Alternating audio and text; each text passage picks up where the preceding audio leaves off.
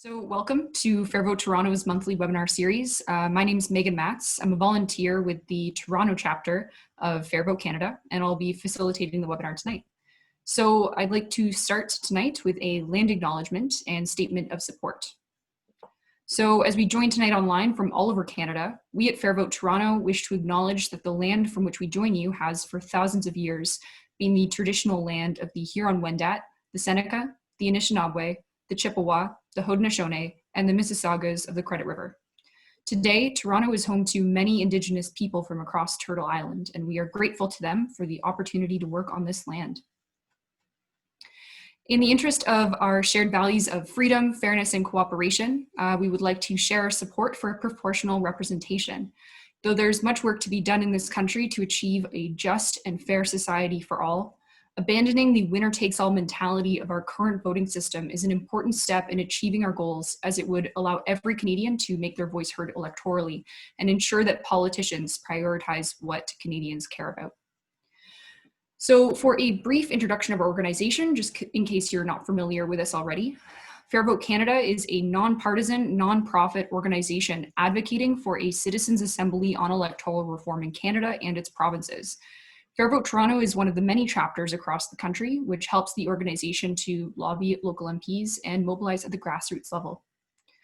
With these webinars, we're hoping to connect the issue of proportional representation to other pressing issues to demonstrate that electoral reform is an important route of political change and discuss the strategies for achieving it. So tonight, for the third installment of our webinar series, we're joined by Tony Turner. I'm sorry, I mispronounced your name. Great start. So Tony is a singer-songwriter and resident of Nanaimo, BC. He's recorded 3 albums and is joining us tonight to share his journey from folk artist to singing activist. You may know him from his song Harper Man, which was on YouTube in 2015. So please welcome Tony Turner. Hi, everyone. Great.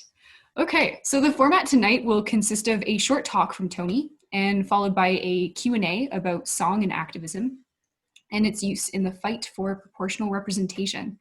And then at the end, we'll take questions from the audience. So throughout the hour, please submit any questions you have to that Q&A function down there at the bottom of the Zoom window or on the YouTube stream comment section if you're watching from there. So take it away, Tony. Okay. Thank you, Megan. That was very, very nice introduction. And hello, everybody. From all over Canada, I guess mostly in Toronto, but all over Canada. I'm just going to tell you what I'm going to be talking about this evening, and I hope it's relevant to you.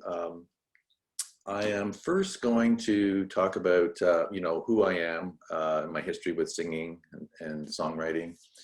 Then I'm going to talk about the Harper Man story, because I think there's some points there that are relevant to other types of protest songs. And then I'm going to talk about what I've been doing since Harper Man and things that are relevant to this discussion, songs of social, that relate to social activism and social consciousness. And I'm going to talk about specifically about singing for pro-rep, because I was here during the BC referendum. Then I'm going to have a more general kind of, I guess I'm going to share my thoughts about what I understand about singing for change. How does singing make, what is it about singing for change that sometimes works and sometimes doesn't work? And what are those elements that we can maybe take to other songs in the future? It's just stuff that I've learned through osmosis over the last number of years. And then I'm going to be finally talking about just sort of reflecting on, do songs actually make a difference? And so that's the sort of the overview of my talk. But I have to make 2 disclaimers up front to you. And the first is, I have never considered myself like an activist. I know my songs have been, and maybe I'm a singing activist, and maybe that's my role in activism. But I find that it's people like many of you here and people like my wife, Sharon Reeves, who is are very strong activist. And I see people like her working day in and day out to make the world a better place for the issues of which they're very passionate about. And I know the work that goes into being like almost like a full-time activist, and it's not easy. It's not an easy path. So I feel that I'm challenged actually to be more of an activist in my life and in my work. So thank you for that label. I will try to live up to it. And the second thing is, this disclaimer, is that my knowledge of proportional representation, I would say, is higher than average, but it is not, you probably all have at least probably more knowledge of proportional representation than I do. So I'm not an expert on PR. So those are my two disclaimers. And then finally, I want to thank Lorna, who actually got me invited to this originally from Faribault, Toronto. So thanks for that. So who am I? Well, I do live in Nanaimo, British Columbia at the moment, but I lived for 35 years in Ottawa, where I spent most of my career. And I was working at Environment Canada at the end of my career. But from a songwriting perspective, I was there. I'd been writing songs since, I guess, seriously, since I was about 40. And it is sort of one of those midlife crisis things where I was involved in my career. I had played guitar when I was a teenager, and I played a little bit of music in my 20s. And then when I got started having a family and getting seriously involved in my career, then all that got kind of put aside. But then when I was in my early 40s, I returned to playing more, and I really enjoyed the process of writing songs. I got involved with a group in Ottawa where I was living called Writer's Block, and we would give ourselves topics to write on, and we were very kind of active, and we organized events for songwriters and that sort of thing in the community. So I found a like-minded community in Ottawa to kind of share my songwriting with at that point. And I guess I pretty much identified with the folk and roots community, because that's kind of the community of the acoustic singer-songwriter, I would guess. And there's a deep history of writing songs of social relevance in the folk music community. You can, and of course, my cultural references are all sort of from the 60s and 50s and that sort of thing. So I think of people like Pete Seeger, people like Bob Dylan, wrote several Masters of War and other great songs that speak to their social conscience. And Neil Young has written a lot of songs about the environment and about other issues important to him that are in the more popular realm. But the whole singing for change or speaking to social issues goes back further than that. I think, if I just use the 20th century alone, a lot of the early like black gospel music spoke a lot about social issues and about freedom, and that carried on right through the 20th century, and and that's been sort of embedded in sort of the folk music community over those decades. There are songs like Billie Holiday sang a song called "Strange Fruit," which was about racism. That was in the 1940s, I believe. So that's quite something. So there is in every, and this is just one genre of music. I'm sure there are many other genres in music that have socially relevant songs. So anyways, I was embedded in this Ottawa folk music community, and I volunteered for various types of activities, and I really felt like it was my main sort of passion outside of my work. And these are two very distinct kind of worlds that I lived in, and I was I was a scientist at the end for the last 5 years with Environment Canada. I'd worked with Natural Resources Canada, and I'm very happy with my career mostly in the federal government. I also consulted for a bunch of years as well.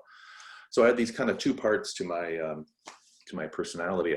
By day I was a civil servant doing his day-to-day work, and by night I was a folk singer and doing all the things that in the folk music community to help as a personal and creative outlet. So I'm just going to go through now that whole kind of Harper Man episode and how that occurred, where these two worlds of mine kind of collided. So I had a job with Environment Canada I was just nearing retirement in 2015. And I got to work on a special project to help map the habitat of threatened and endangered boreal songbirds. I was coordinating this project, and it was really and I had initiated the idea for the project, so it was kind of exciting to go out of government with something that I had sort of almost full control of, in terms of advancing some work that I thought would have some legacy value within the Canadian Wildlife Service where I was working. So that was ticking along, and then at the same time, I was conscious of all the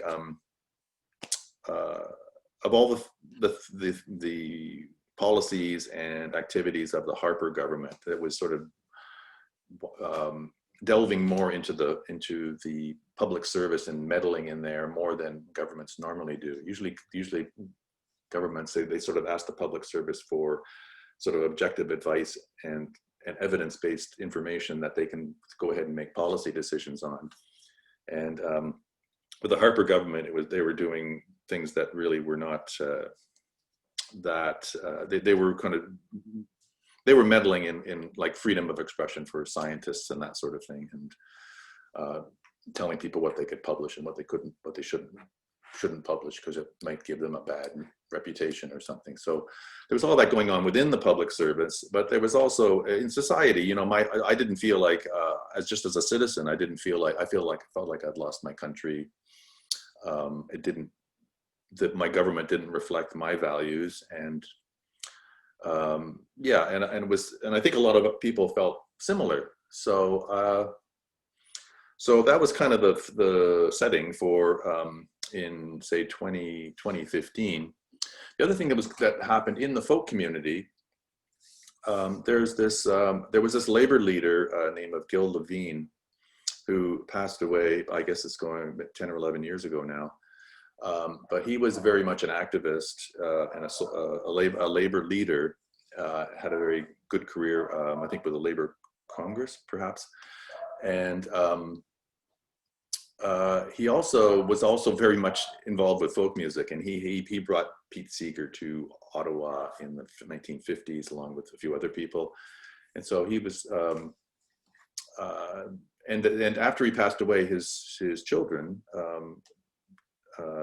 Tamara and her husband, and others, they wanted to create this legacy for him. So they created this event called Gil's Hootenanny, which was a songwriting contest event. It was an annual event that would always occur on May Day, which is the day of for the people, Labor Day. It's the real Labor Day, May the 1st.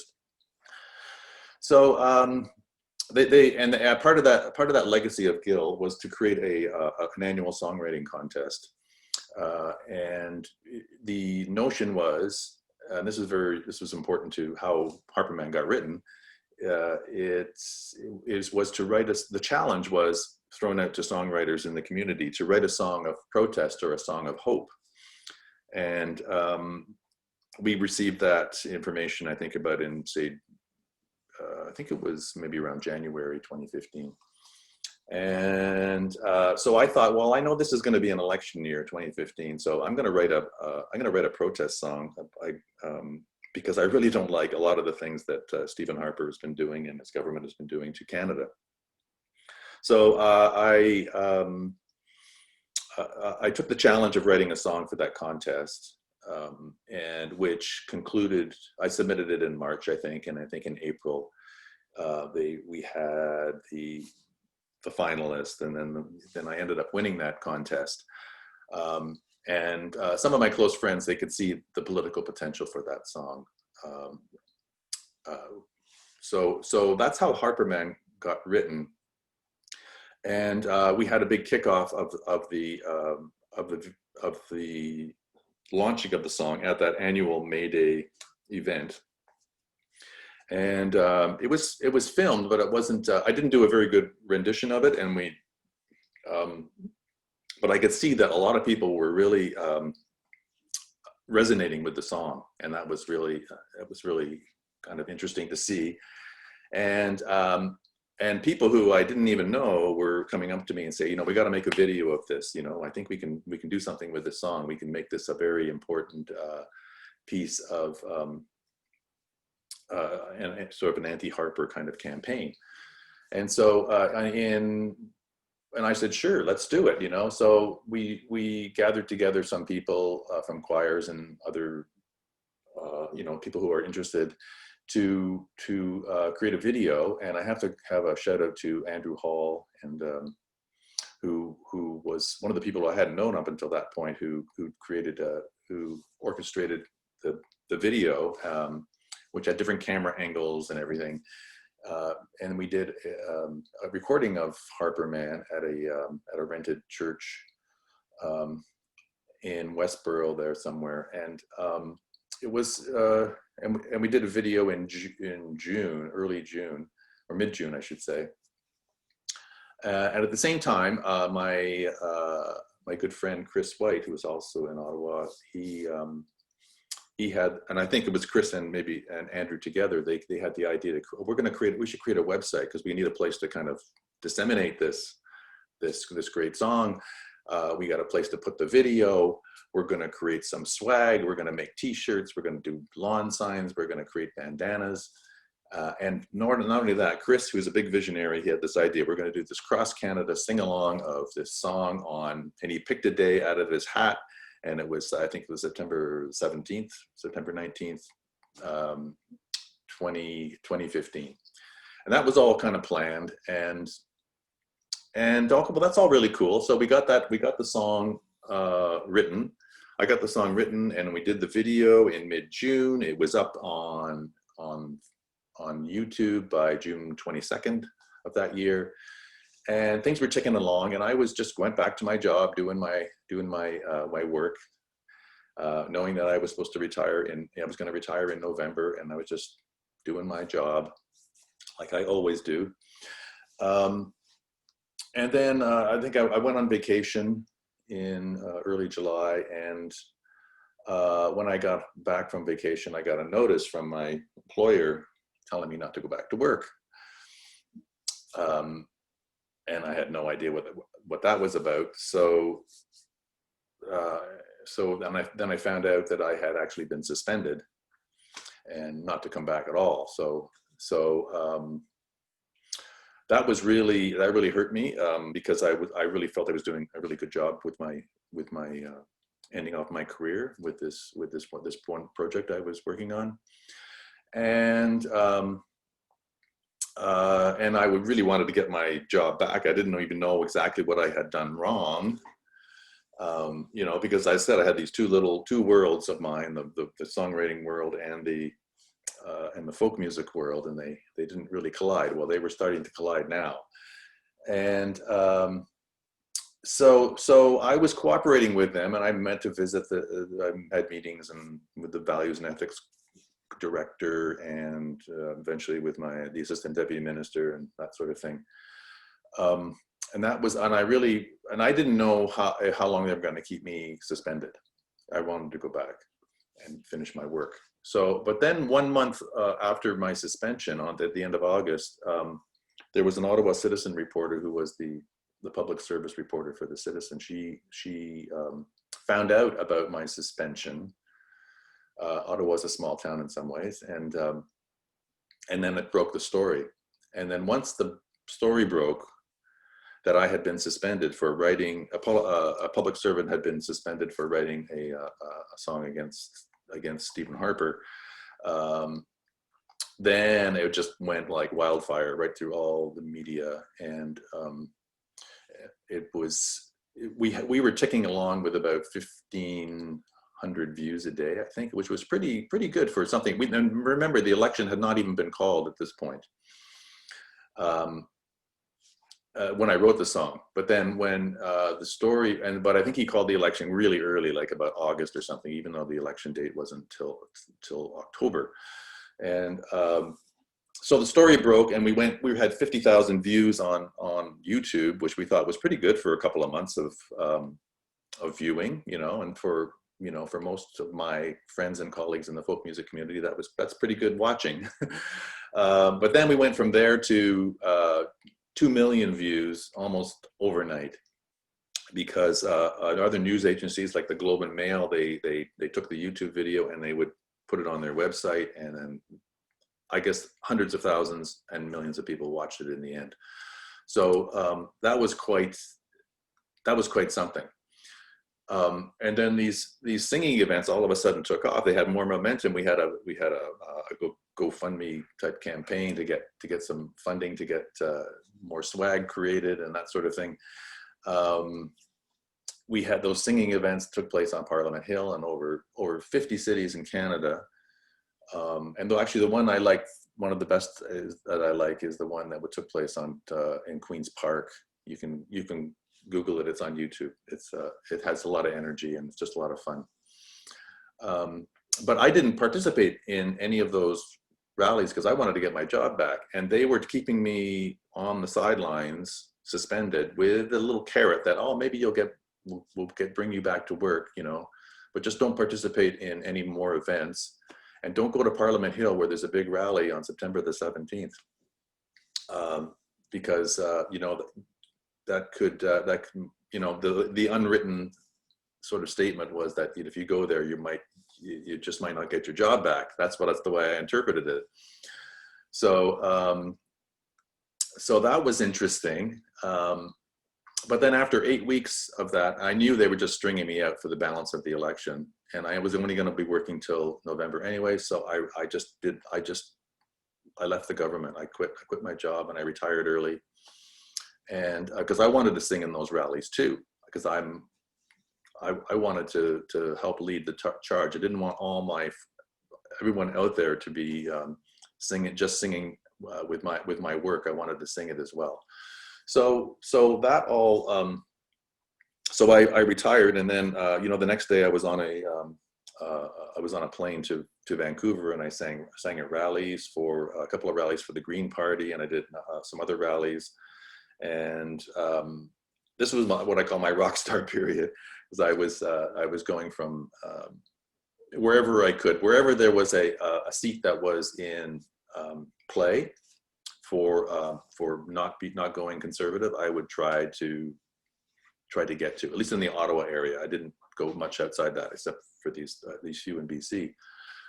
So that all kind of happened, and it was very it was exhilarating on one hand as a singer and a songwriter. It was also stressful from you know, as a public servant who, you know, I felt I had been you know, kind of shame. You feel a little bit of shame for having being suspended, being told have done something wrong, when maybe, you know, you're not really sure that you had. And I never admitted that I did anything wrong, even though I was given opportunities to. And we can go into that in a little bit later. But I think the song did had an impact, and it really brought a lot of people together, and it was some people tell me it was important, if not essential, to the cause of change in 2015. So I'm glad that it all worked out the way it did. And you guys have probably seen the video, and if we have time, we're going to watch it at the end of this webinar tonight.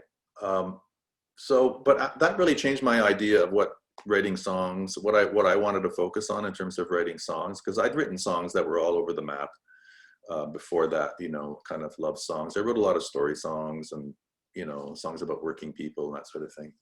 But I tried to focus in on things that really could make a difference, you know, that really spoke to me and my social conscience, and could help make society a better place. So I mean, not exclusively, but I've tried to write songs that that tap into that a little more. So I've written a song.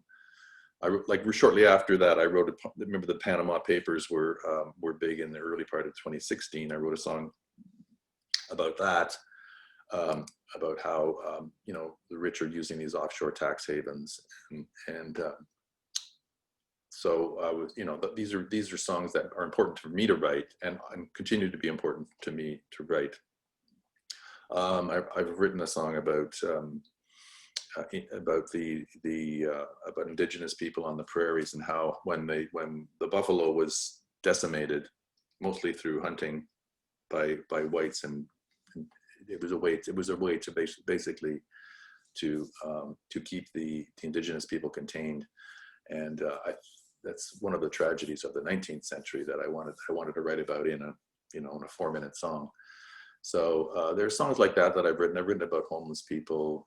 You know, so my interest, you know, I'm a socially aware adult, and I want to write about things that are important to society. And also in the 2019 election, I wrote a song about for the Green Party. I live in a green riding, by the way, so I'm very fortunate, I think, that way. And shout out to Paul Manley, who was my MP here, and he really helped me get this song going. It's called "We Are the Greens," and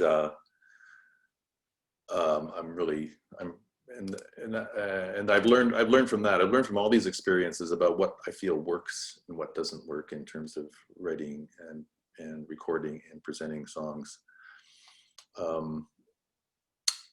And then what? This whole thing about proportional representation. My wife was Sharon Reeves, was very involved in proportional representation work in Ottawa in the between 2010 and 2015, and she helped organize you know, some education sessions about PR and stuff. Very, very passionate about how we need to change our electoral system for the betterment of democracy, and so she was very involved in that. And when we moved to British Columbia in before we left, actually, we did actually, there was some rallies on Parliament Hill, that because of Trudeau breaking his promise to make the 2015 election the last election, first past the post election. You guys all know that story. And to help that out a bit, I wrote a song for that called "Every Vote We Cast Must Count." And we had at least one rally on Parliament Hill, and we sang it at a few different places to support that rally. And so that was kind of interesting so that was kind of the background in Ottawa. And then in 2017, Sharon and I moved to British Columbia, and Sharon got almost immediately involved with the Fair Vote Canada chapter here, and she became the co-chair of the Mid-Island chapter eventually. I think she might be the chair now. And then, as you know, British Columbia had a referendum to change its voting system in 2018 that did not end successfully. And I'm going to talk about that after. But it was I said to Sharon, because she was basically, and this is what activists do. She took like basically a year of her time to become involved with this changing our voting system movement in here on Vancouver Island. And I said, I'm going to write a song to help support that cause. I'm going to write a song that's going to be part of that BC referendum.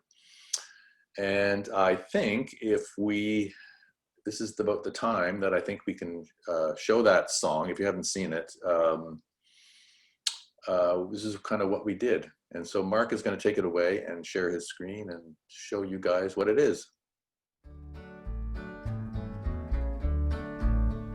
Every voter's vote must count toward a fair and proportional assembly seat amount. That's what we want. Nothing less. So change the game with a vote of yes. Correct. There are many, just like me, who wince and hold their nose and vote strategically. First past the post, damn the rest. So change the game with a vote of yes. Do you believe, truly believe, that no vote should be wasted, no false majorities? We can do better, better by far. With a principle of fairness, that's the basis of PR. As we sail the ship of state, all sailors must learn how to cooperate. That's what we need. It's for the best. So change the game with a vote of yes. Do you believe? Truly believe? Instability, diversity, and gender parity. We can do better, better by far. With a principle of fairness, that's the basis of PR. Proportional representation is PR. 'Cause every voter's vote must count toward a fair and proportional assembly seat amount. This is the path to our success. So change the game with a vote of yes. Let's change the game with a vote of yes, yes, yes. Change the game with a vote of yes. Pro-rap!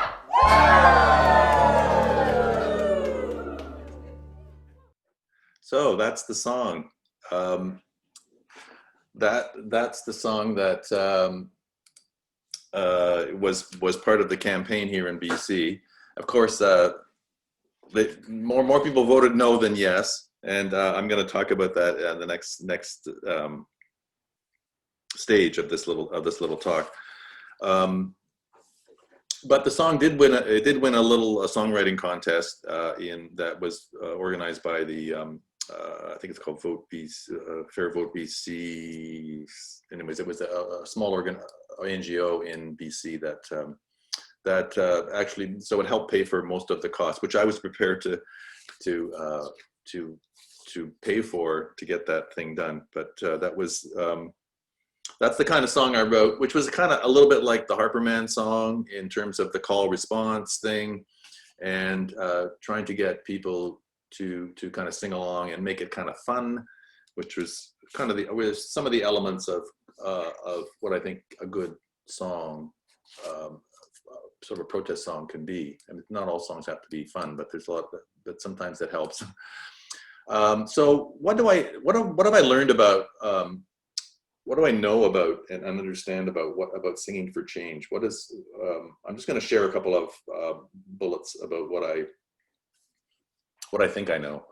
One thing I've learned is that, and I found, is that there's why is music so important? Why does it make it different than other ways of communicating? And I did some research, and I found music is like in every culture on earth. There's not, you can take the most isolated tribe anywhere, and everyone that has existed has music as part of its culture. So it's something that's really, really deep in the human psyche. This resonating factor with music. And you got to wonder why that is. And I also discovered that the human fetus can hear 20 weeks before being born. So I kind of think that's the root of it. This is my own, maybe it's a whacked out theory, but if we can hear 20 weeks before we're even born, what are we hearing? We're hearing like heartbeat, we're hearing breathing, we're hearing footsteps, we're hearing a lot of regular patterns. I suppose there's some unregular patterns. But you know, the human brain is designed to make order out of chaos, and that's, I think, is what is impacting the human brain at a very primal level. So, and also, one the thing about music is that it's one of the last memories we have that leaves us. If we or someone we love gets dementia at an older age, the memory of music is one of the last things that leaves. So there's something that deeply embedded in humanity about music. Now, with respect to protest songs, you know, there's something about protest songs that brings people together. You know, I think it's the lyrics kind of appeal to the head, but the music appeals to the heart. It actually, you get emotionally kind of involved in the lyrical content. And I think that's one of the really beautiful things about music. And obviously having a controversy helps. That was really propelled Harper Man into the stratosphere, was because there was a controversy. So that's something to keep in mind about how songs, you know, it's more the marketing of songs, or how can you get them into the public consciousness is a really big part of it. But a good song, you know, can be like an earworm. You know, we can hear something, we can hear the ideas of a song that go round and round in our heads, like even after we've stopped hearing it. They just remind us. A good song that's written about some social issue will remind us of our deeper values. So I can think of a lot of songs from people of my generation, like Pete Seeger, like "Where Have All the Flowers Gone?" These are beautiful, beautiful anti-war song. "We Shall Overcome." It was one of the central songs to the civil rights movement in the 1960s. "If I Had a Hammer" that he wrote, which was about justice for all. I mean, it's just, these are just beautiful songs. Buffy St. Marie, "Universal Soldier," anti-war song. Bob Dylan's written anti-war songs, "Masters of War." Phil Oakes. These are all songs. One of the more recent things that I've seen that I really, really like is this Standing Rock from the Standing Rock protest of the indigenous people in the pipelines in North Dakota. That's a fantastic hip hop type song, just beautifully delivered. You can check that out on YouTube sometime. But why did they make an impact? Why did sometimes they make an impact, sometimes they don't. It's really hard to know why some do and some don't. One of the things I've learned is that I think it's easier to sing against something than it is to sing for something. And this is one of the challenges with PR. Like, how do you write a song that's for something? So that's just something to ponder. And then how do you reach beyond the people that are converted? Because often the songs are just sort of, you know, they're being sung and they resonate with people who are against something or for something, but it's not don't reach out to the audience you really want to hear and you want to change their opinion. That's an issue. I mentioned about the you know, controversy or a suspension can help, but that doesn't happen all the time. That was just a lucky coincidence. There are some songs that describe that, not just talk, like we're kind of intellectual people, and I've written a lot of these myself, songs that just that throw out a lot of facts, and like I did in that pro-rep song. And I'm not sure that that's always the right way to get to people. Sometimes if you just tell a song of a very small moment or a situation where someone might have been hurt, or someone's particular incidents, and you can get a larger kind of universal message out of that. And I think that, you know, those kind of songs are can resonate with people even more than just spitting out a bunch of facts that you want people to absorb. Like, I can think of songs about John Prine wrote a song about Sam Stone, who was a drug addict because of his experience in Vietnam War. You know, just a little vignette that tells gives a larger message than because through this one individual's experience. So there's a number of songs like that. And I just want to conclude, I guess, because I'm speaking a lot, and we want time for questions. Do songs make a difference? I think, as I said, songs can really unite people. You know, and in a divided world, we really need something to unite people. We live in a world where social media, and we have all different ways of ingesting information from all different sources, many sources. This was not like it was 50 years ago. It's different. So it's harder and harder to unite people in a divided world, and this is the challenge we're finding, like in the United States and other places. You know, it's just it's a big challenge. I don't know. I don't have the answer. I do know we have these big existential issues in the 21st century. We have climate change, and I know that songs need to be part of that movement and that propulsion into the change that we all know we need to have.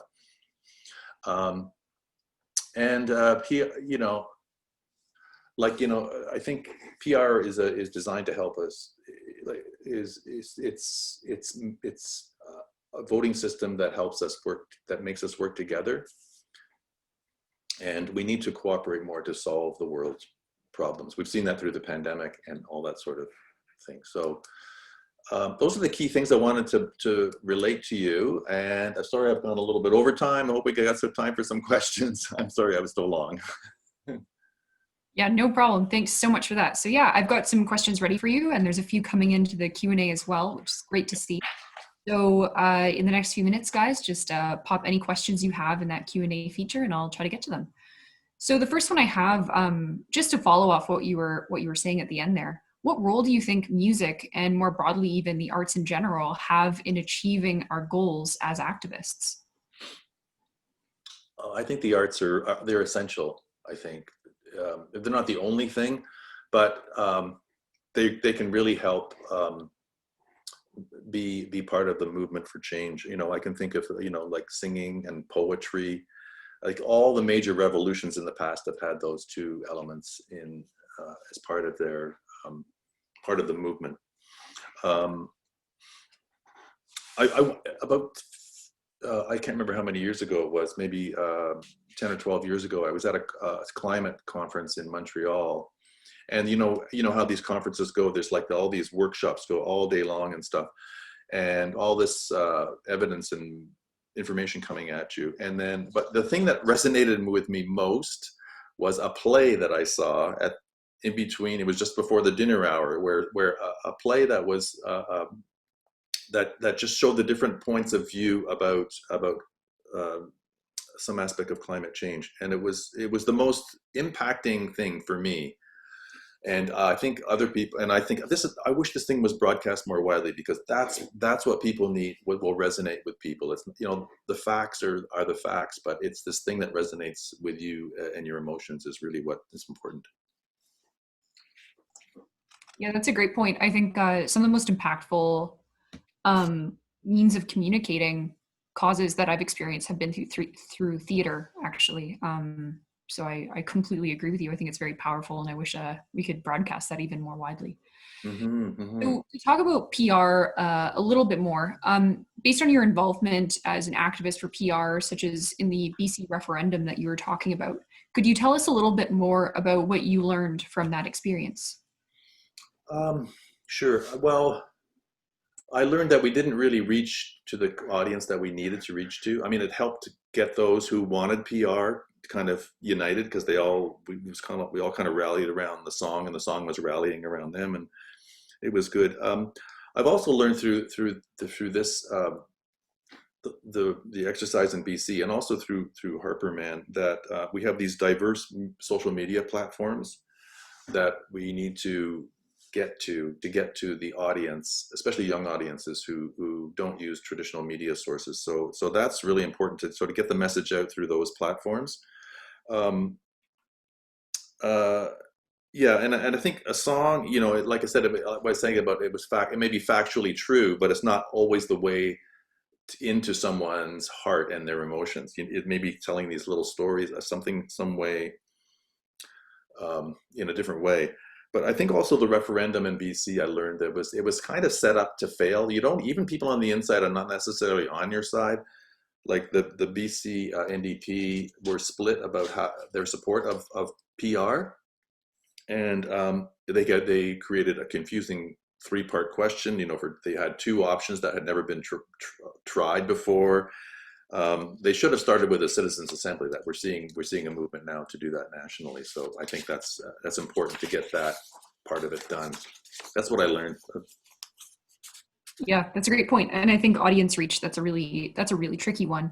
That sort of leads into another thing I wanted to ask you about, and this connects to one of the questions we had in our Q&A as well, which is about your songwriting process. Because one of the things that really caught my attention about your PR song is that call and response method that you use in your songwriting, which really, I find it really engages me as a listener. So could you tell us more about your songwriting process and the different techniques that you use to engage people? Yeah, sure. Well, that's one of them. Yeah, the call and response. I think you gotta have good lyrics and you know, you gotta have a decent melody and as well. I guess that's kind of obvious, but I mean, I guess I was working with that model, that kind of call and response model, because that's what worked in Harper Man. So I thought that could work. You know, I did that for my Green Party song, and I did it for this PR song. And I also try to make them, you know, not angry. I don't think anger works. But you know, I think every situation is different. So I don't think there's a universal answer for what kind of works and what doesn't. It depends on the situation. Yeah, absolutely. And there's another great question here in the Q&A from Lorna. So she's saying that, you know, passion is very important to getting people, I guess, excited and engaged with a cause. So how can we increase that public passion and maybe tap into those positive emotions without necessarily, you know, you were saying, don't focus too much on the facts. If you want to get people engaged. So how can we harness that emotion? That I think that's, yeah. Well, I think it's, you know, think of something that makes you passionate about it, and you know, because I think if you have a strong emotion about something, you can often relay that to other people. So if we can translate that into a song environment, I think that would be helpful. I'm really kind of big on this idea of like taking these small vignettes, like if you take a person's story, someone who had been hurt by first past the post, or some company or some process or some decision that was really hurt by first past the post. How could we turn that into a little story that would point to the need to have PR? It's that sort of thing is your entry point into the song. I think is one of the key things. Like I'm sort of less and less enamored with just throwing out a bunch of facts and hoping it'll stick with people. So that's kind of that's where I'm at the moment. Yeah, I think that's a great point. The justice angle can be a really powerful means of preventing information. Yeah. So to switch gears a little bit, you were talking, of course, about your experience as a public servant. So I wanted to ask a couple questions on that. So, of course, like many jobs in our society, they demand political neutrality or just silence on political issues, some rightfully so, some less so. So could you tell us more about the difficulties and the tension of trying to advocate for causes when you fear that an employer might not approve and your job might be in jeopardy? That's a great question. I've thought about that quite a bit. You know, I think that there's like large organizations, like I was working for the federal government, and I think they have almost 300,000 employees across Canada. And, you know, in the 1991, there was a Supreme Court decision that allowed public servants to speak about about things that had nothing to do with their job. and and not all public servants in all situations, but there was kind of a hierarchy of allowances. So if you were a mail clerk working in the basement of some government building, you'd have more right to speak than if you were an assistant deputy minister to speak out on political matters. But then, and so there's that decision, but it was never really fully implemented by the federal government. And so we have this Charter of Rights and Freedoms which applies to all Canadians, and I didn't know that. I thought I kind of gave up my Charter of Rights and Freedoms when I joined the public service, but you don't. There's a Supreme Court decision that actually backs up that your right to speak. Yeah, so my freedom of expression was denied. Was challenged, I guess, and my freedom of assembly, because they didn't want they didn't want me to go to that rally on Parliament Hill in September of 2015. So they were really challenging me, and they also have they put in place like things like values and ethics codes, and I'm sure in other organizations there's other things that are similar, that they're kind of like little hammers that just sort of keep you locked down and not to challenge the system, even though you have the Charter of Rights and which is a law. And they still have these values and ethics codes, which I don't think are quite in sync. They're not in sync with the rights of public servants to express themselves freely on things that have nothing to do with their work. So it's this kind of they maintain that tension. I think the large organizations they're set up to protect themselves and the status quo, and it's really hard to challenge all that. Absolutely. Without, there's a threat of losing your job, which is really what hangs over most people's. I didn't have that. I mean, I was almost retired, so I had even then I still did not want to lose my job. Mm-hmm. And on that point, my next question is that many people do care about making the world a better place, but a lot of us wonder, I think, whether it's better to work within systems, government perhaps, to achieve change, or whether being an activist on the outskirts, but with more freedom to voice opinions, is more likely to achieve change. So in your experience, could you tell us what your feelings are on that conundrum? I think we need both. We need people on the inside and we need people on the outside. I think, people on the inside, there are allies on the inside, but they're kind of their hands are tied in some ways, but they may be sympathetic. So I have this kind of evolving version of what I think governments do. Like, we look at governments as being leaders, but in some ways they're followers. They're followers of public opinion. They're followers of they won't take action until there's a vast majority of the public that wants that change to happen. So with activists working hard to try to change public opinion and try to change the mindset of people in whatever ways they can, eventually the governments will listen because they can see that there's a groundswell of support for whatever the cause is. So we need people on both sides, because there are good people in government that want to do the right thing, make changes, and also in other organizations. So, but I think NGOs and other groups on the outside, they can really influence public opinion. I knew situations when I was in the government that some of my colleagues would hire NGOs to tell the government what they were doing wrong, so that they could then take that and say, look, this NGO has said this, maybe we should make some of these policy changes. That was a really clever way to work. I won't mention any of the names of people who did that, but it's interesting, I think, but change needs to happen. We can't, and yeah.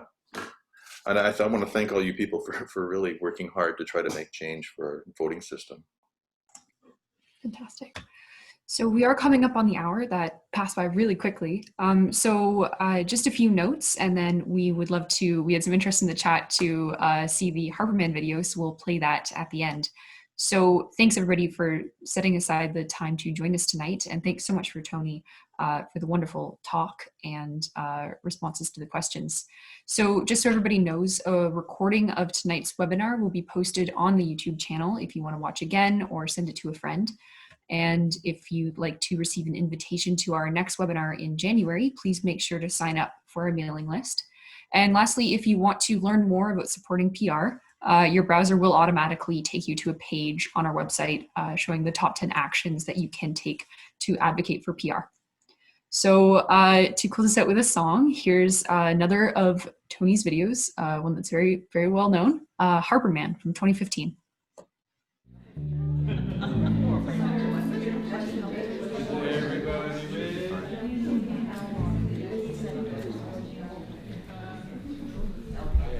So, make it count, make it count. Okay, here we go, folks. Okay, Tony, when you're ready.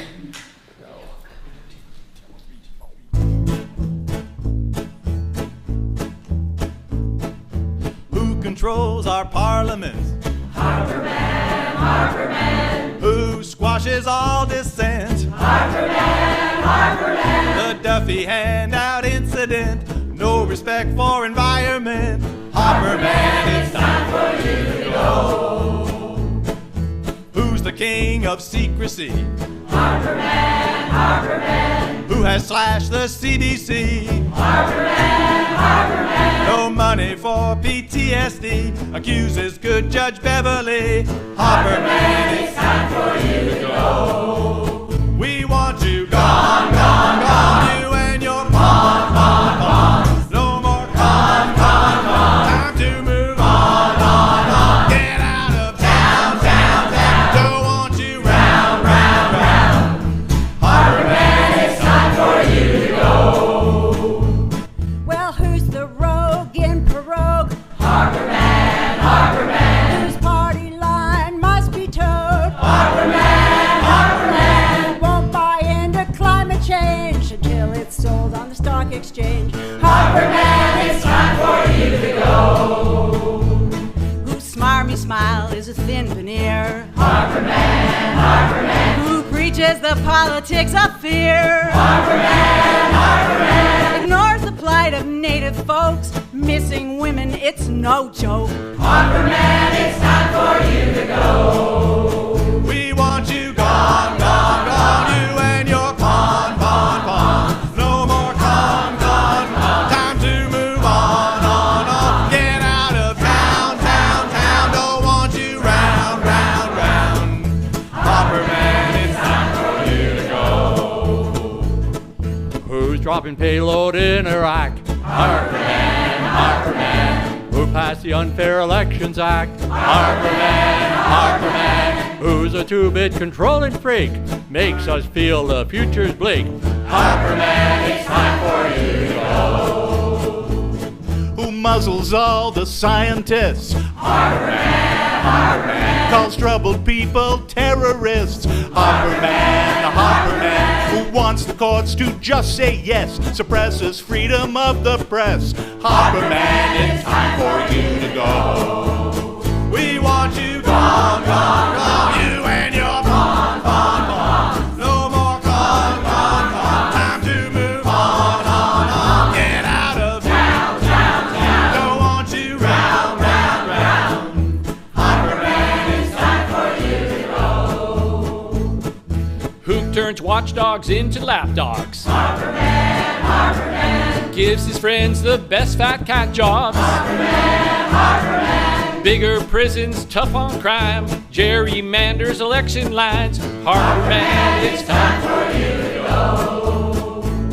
Who's pulling all the Tory strings? Harper Man, Harper Man. Who stands to the right of the right wing? Harper Man, Harper Man. Ignores the cause of everything, but to ideology will cling. Harper Man, it's time for you to go.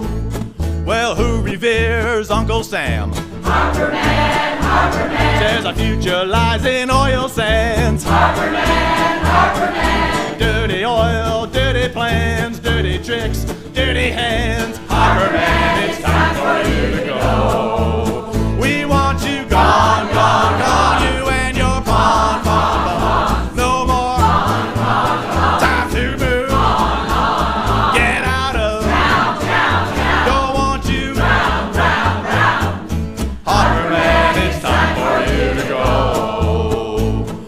can drive your omnibus to Kokomo and take that useless caucus when you go. And we'll scratch you from the long form census poll.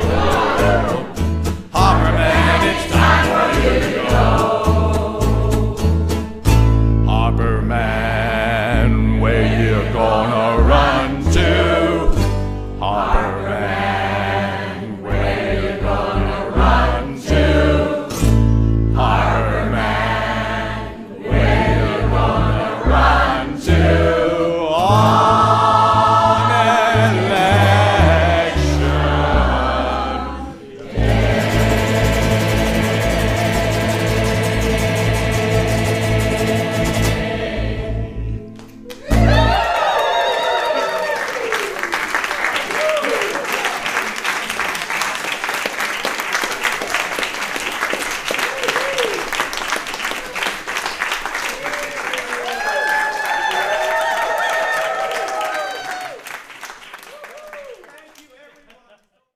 Great. Okay, so thanks so much to everybody for joining us tonight, and thank you again to Tony. Good night, everyone.